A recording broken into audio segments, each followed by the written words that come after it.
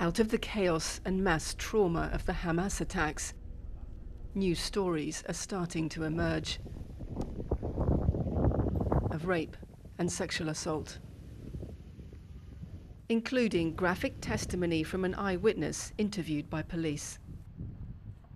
They bent her over, and I realized they were raping her, one by one. Then she was passed to another man in uniform. She was still alive when she was being raped. He shot her in the head while he was still raping her. He didn't even lift his pants. They cut off her breast and played with it on the street. The scale of sexual violence here isn't clear. Bodies were mutilated and survivors few.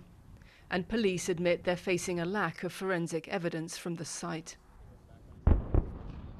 You can still hear the Israeli bombardment of Gaza and see vast clouds of black smoke hanging over the Gaza Strip.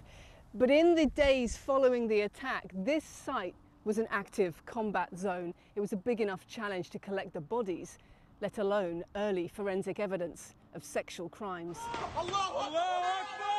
Videos shot by Hamas during the attacks, an early warning. A large blood stain on the trousers of one woman captive. Female bodies piled on trucks, naked or semi-clothed.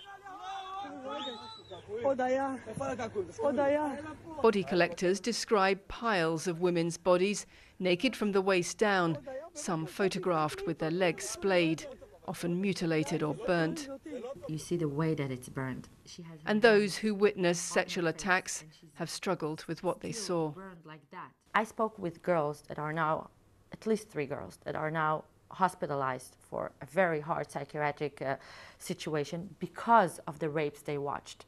They pretended to be dead and they watched it and they heard everything from the side. Some of them want to kill themselves, some can't deal with it. Crucial evidence has come from the makeshift identification unit at the Shura army base. Teams here describe clear signs of assault, including pelvises broken by sustained violent rape. But the scale of sexual abuse during these attacks may never be fully known. It's definitely multiple. It's hard to tell. I've also dealt with more than a few burnt bodies, and those, I have no idea what they went through beforehand. Bodies that are missing the bottom half, I also don't know if they were raped. But women that were clearly raped, yeah. Staff at Shura told me there were patterns in the violence visited on women's bodies, according to location. Investigators say these attacks were systematic and premeditated. But piecing together even one single story is slow and difficult work. The wider story of sexual violence in these attacks is only just beginning. Lucy Williamson, BBC News, Jerusalem.